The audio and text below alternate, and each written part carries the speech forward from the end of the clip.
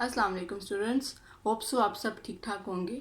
हम लोगों ने जो अपना प्रीवियस टॉपिक देखा था दैट वाज इलेक्ट्रिक फ्लक्स, और हमने ये कहा कि इलेक्ट्रिक फ्लक्स बेसिकली क्या है, number of electric field lines, यानी क्वांटिटी कितनी है। तभी हमने इसको कौन सा नाम दिया था, स्केलर क्वांटिटी का नाम दिया था हमने इसको। और इसके अंदर हमने दो टर्म्स को यूज़ किया था, एक थी आपके पास इलेक्ट्रिक फील्ड और दूसरी थी आपके पास वेक्टर एरिया। वेक्टर एरिया के बारे में हमने ये बात बताई आपको कि वेक्टर एरिया इट मीन्स कि जो एरिया है, इसका जो मैग्नीट्यूड है वेक्टर एरिया का, वो किसके इक्वल होता है, जितना सरफेस का एरिया है। और जो इसकी डायरेक्शन है वो किसके इक्वल होती है, सरफेस के नॉर्मल के। अगर आपकी सरफेस पड़ी है परपेंडिकुलर तो वेक्टर एरिया की डायरेक्शन क्या होगी, हॉरिजॉन्टल। और अगर आपकी सरफेस पड़ी है हॉरिजॉन्टल तो वेक्टर एरिया की डायरेक्शन हमेशा क्या होगी, परपेंडिकुलर, यानी उसका वर्टिकल। जहाँ पे हम लोग ने अपना टॉपिक को क्या किया था, एंड किया था। अगर आपको वो टॉपिक समझ आ गया है तो आप लोगों का जो क्वेश्चन है इसकी भी आप लोगों को समझ आ जानी चाहिए। इस क्वेश्चन को देखें कि मैंने आपको दो चीज़ें प्रोवाइड कर दी हैं। एक मैंने आपको क्या चीज़ प्रोवाइड कर दी है, इलेक्ट्रिक फील्ड, और एक मैंने आपको क्या चीज़ प्रोवाइड कर दी है, सरफेस एरिया। और एक मैंने आपको क्या बता दिया कि वो कहाँ पड़ा हुआ है, वाई प्लेन में। आप मुझे ये बताएं कि फ्लक्स क्या होगा। तो अगर आपको प्रीवियस टॉपिक ही समझ आ गई है तो आपको ये पता होगा कि फ्लक्स की जो इक्वेशन है वो आपके पास क्या होती है, ई डॉट ए। यानी एक मुझे क्या चाहिए, इलेक्ट्रिक फील्ड, और एक मुझे क्या चाहिए, वेक्टर एरिया। इलेक्ट्रिक फील्ड तो आपको वेक्टर में गिवन है। वेक्टर एरिया आपको सिर्फ उसने ये बता दिया कि यूनिट्स कितने हैं, मैग्नीट्यूड कितना है, 20। बट उसने आपको डायरेक्शन के बारे में नहीं बताया, सिर्फ उसने आपको ये बताया कि सरफेस कहाँ लाई कर रही है, वाई जेड प्लेन में। फिर से प्रीवियस नॉलेज को ज़हन में लाएं। अगर सरफेस वाई जेड में है तो वेक्टर एरिया की डायरेक्शन वाई जेड के क्या होगी, परपेंडिकुलर। तो आप मुझे ये बताएं कि वाई जेड के परपेंडिकुलर कौन है, दैट इज आई। तो इसका मतलब है कि जो इलेक्ट्रिक फील्ड है वो आपके पास, उसकी जो डायरेक्शन है, सॉरी उसकी जो वैल्यू है वो आपके पास कुछ इस तरह से है, 6i plus 3j plus 4k। Second is vector area. तो वेक्टर एरिया, एरिया तो आपको पता है कि वो कितना है, 20। डायरेक्शन क्या है, अब आप वाई जेड को नहीं लिख सकते, ये तो वाई जेड तो आपका सरफेस किस डायरेक्शन में पड़ा हुआ है, वाई जेड में। वेक्टर एरिया हमेशा सरफेस के क्या होता है, परपेंडिकुलर। तो आपका फिर साथ में क्या आ जाएगा, वाई जेड के परपेंडिकुलर कौन है, आई। तो आपका एरिया का जो वैल्यू बनी वो बनी 20i। अब आपने फ्लक्स को निकालना है, ई आपको पता है, ए आपको पता है, सिंपली आपने क्या लेना है, डॉट प्रोडक्ट। और वो आप ले चुके हैं किस में, वो आप ले चुके हैं अपने फर्स्ट ईयर का जो कोर्स था उसके अंदर आपको पता है कि आप डॉट प्रोडक्ट को किस तरह से लेते हैं। आपने सिंपली काम क्या किया है, आपने ई की वैल्यू को और ए की वैल्यू को क्या कर दिया है, पुट, और अब आप क्या ले लेंगे, डॉट प्रोडक्ट। इधर जे है, इधर जे नहीं है, तो आपका डॉट प्रोडक्ट क्या हो गया, जे के लिए 0। इधर के है, इधर के नहीं है, आपका डॉट प्रोडक्ट के लिए भी क्या हो गया, 0। तो आपका डॉट प्रोडक्ट सिर्फ किसके लिए आएगा, 6i डॉट 20i। तो 6 इंटू 20 आपके पास क्या बनता है, 120। तो फिर आपकी जो फ्लक्स का जो आंसर आया दैट इज 120। अब आपके जहन में एक चीज़ आ सकती है कि मैंने यहाँ पे यूनिट्स को क्यों पुट किया, मैंने यहाँ पर यूनिट की जो वैल्यू है उसको यूज़ क्यों नहीं किया। मेरे पास डाटा में क्या मुझे यूनिट गिवन है, नो। डाटा है मुझे उसने यूनिट्स के साथ डील किया है, यूनिट टर्म यूनिट लिखा है उसने। सो इसीलिए मैंने बी फ्लक्स में क्या पुट कर दिया, यूनिट। अगर वो इलेक्ट्रिक फील्ड के यूनिट को पुट करता और अगर वो वेक्टर एरिया का यूनिट मीटर स्क्वायर को पुट करता तो ऑब्वियसली फिर मैंने भी फ्लक्स के यूनिट को क्या करना था, यूज़ करना था। तो अगर तो आपको ये क्वेश्चन समझ आ गया है तो इट मीन्स आपको जो प्रीवियस टॉपिक है उसकी भी आपको अंडरस्टैंडिंग हो चुकी है। अब आपका जो मेन टॉपिक आ रहा है वो क्या है, मेन टॉपिक है आपका flux through a surface enclosing a charge. अब हम एक नया टॉपिक जो आपका नेक्स्ट टॉपिक है उसको थोड़ा सा स्टडी करने जा रहे हैं। आपका जो नेक्स्ट टॉपिक है that is electric flux through a surface enclosing a charge.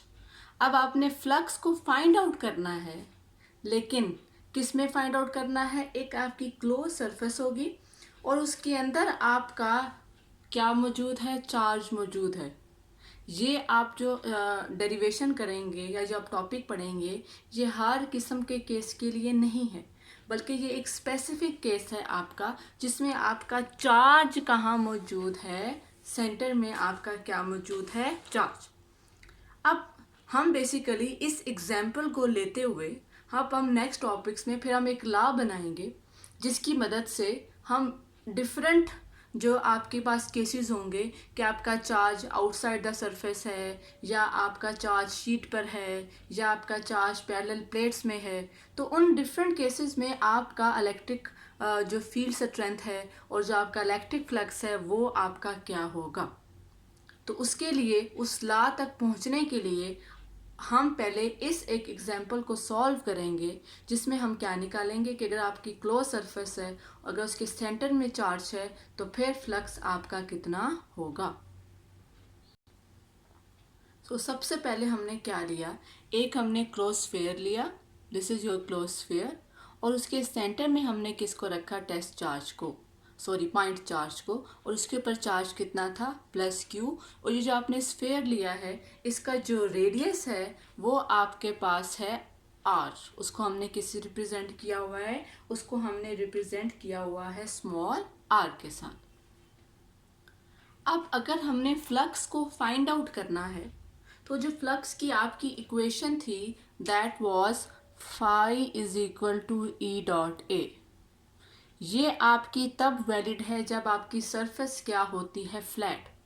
लेकिन इस केस में जो आपकी सरफेस है वो फ्लैट नहीं है, बल्कि वो क्या है? कर्व्ड है, वो स्फेरिकल शेप में। आप फर्स्ट ईयर में ये कंसेप्ट पढ़ चुके हैं कि अगर आपकी सरफेस फ्लैट नहीं है तो आप उस सरफेस को फ्लैट कैसे बनाते हैं कि आप उस पूरी सरफेस को स्मॉल पैचेस में क्या कर देते हैं? डिवाइड। फॉर एग्जांपल मैंने इसको इस पैच में डिवाइड कर दिया, लेट्स से। अब ये पूरी सरफेस तो कर्व है, लेकिन ये जो हिस्सा है ये आपका क्या है? फ्लैट है। ये पूरी सरफेस तो कर्व है, लेकिन जो आपका ये हिस्सा है ये आपका क्या है? फ्लैट है। तो फ्लक्स को फाइंड आउट करने के लिए और सरफेस को फ्लैट बनाने के लिए हम लोगों ने क्या किया? हम लोगों ने इस पूरी जो आपका स्फीयर की जो सरफेस थी, इसको हमने स्मॉल पोर्शंस में क्या कर लिया? डिवाइड कर लिया, ताकि आपका जो सरफेस है वो फ्लैट।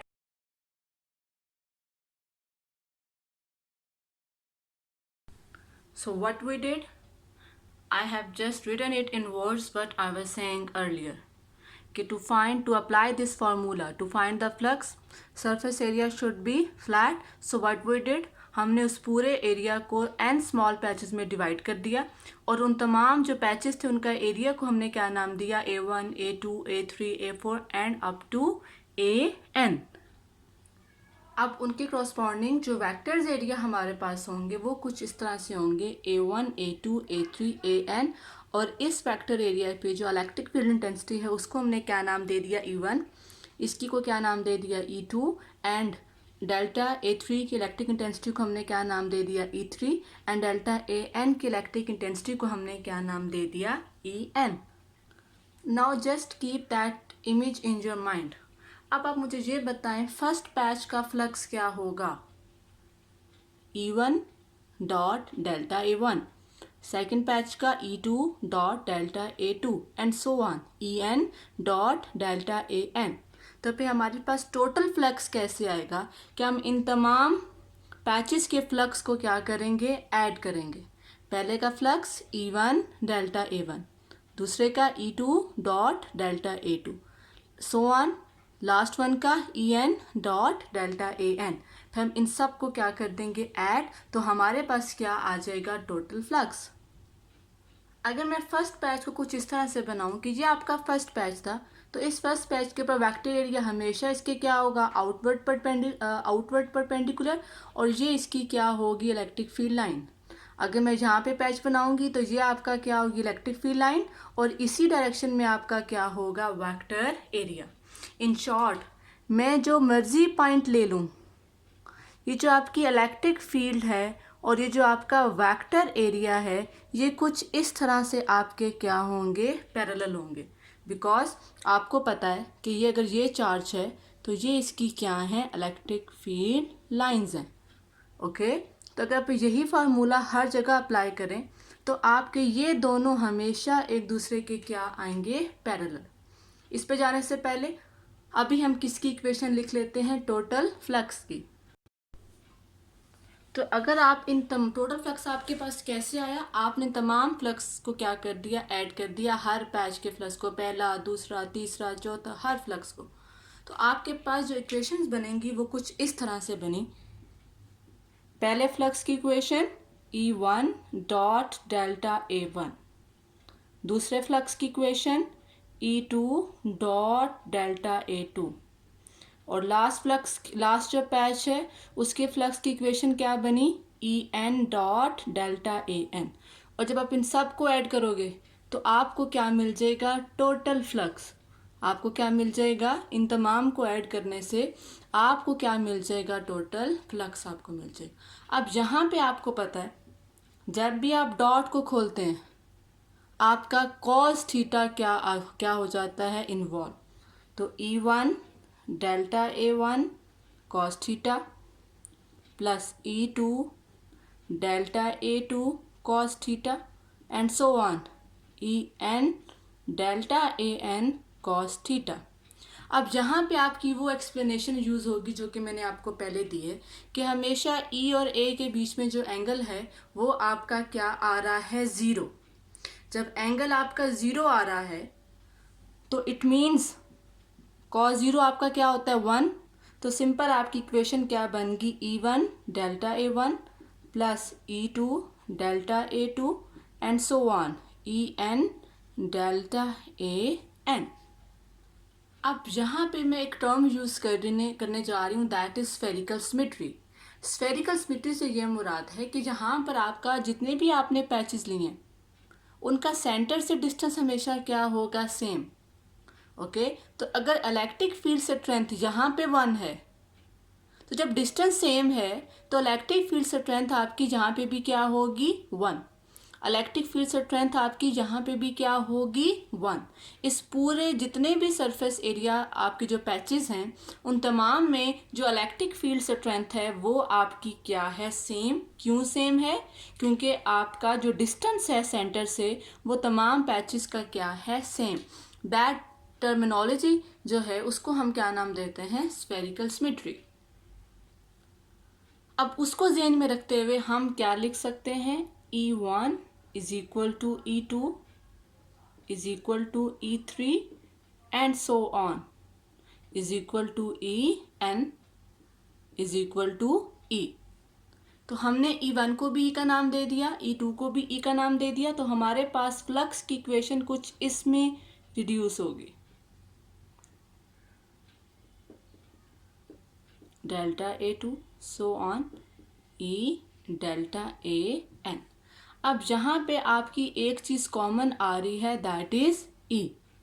ओके, तो आपके पास क्या बन गया, delta A1 plus delta A2 delta A3 4 and so on up to delta AN। अब जब आप इस सारे को ऐड करेंगे, तो फिर आपको क्या मिल गया, टोटल स्फेरिकल सरफेस एरिया। जब का टोटल स्फेरिकल सरफेस एरिया है, इसकी इक्वेशन हमारे पास फिक्स्ड है जो कि आपने मैट्रिक में भी पढ़ी हुई है, दैट इज़ 4πr²।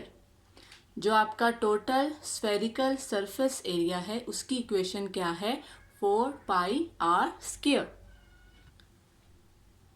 अब ये जो आपकी इलेक्ट्रिक फील्ड है ये बेसिकली है electric field due two point charge, और इसका जो एक्सप्रेशन है वो आप पहले पढ़ चुके हैं, दैट इज़ 1/4πε0 Q/r²।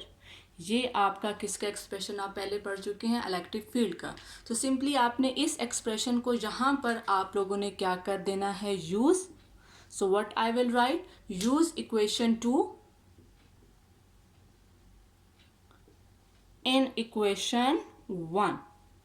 तो मेरे पास इक्वेशन 1 किस में कन्वर्ट हो गई? ई की जगह पे मैंने क्या पुट कर दिया? 1/4πε0 Q/r²।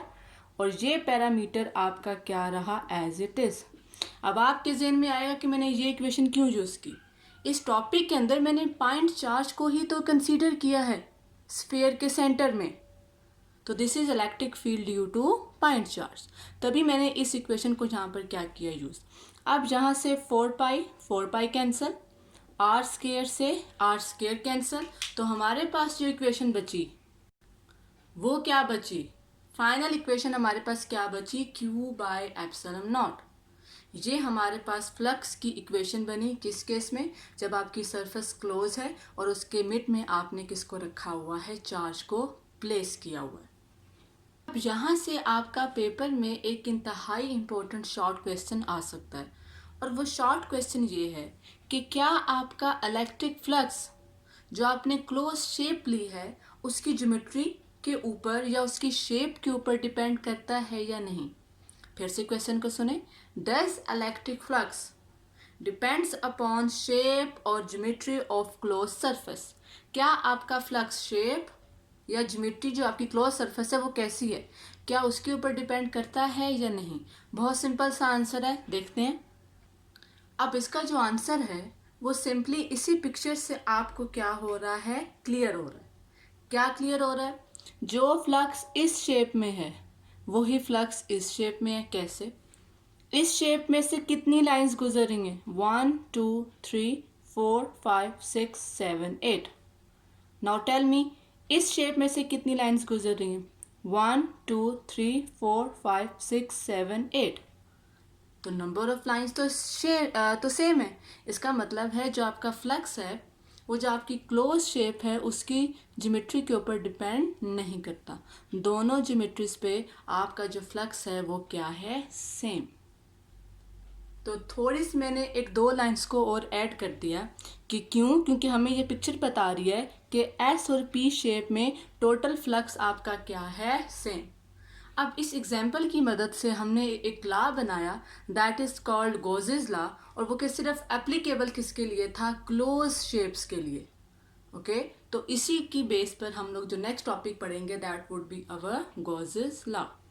तो इस चैप्टर को इस टॉपिक को अगर मैं कंक्लूड करूं तो वो क्या है कि आप किसी भी क्लोज सरफेस के अंदर चार्ज को रखें और आप जब उसमें फ्लक्स की इक्वेशन निकालेंगे तो वो आपके पास क्या बनेगी? Q/ε0।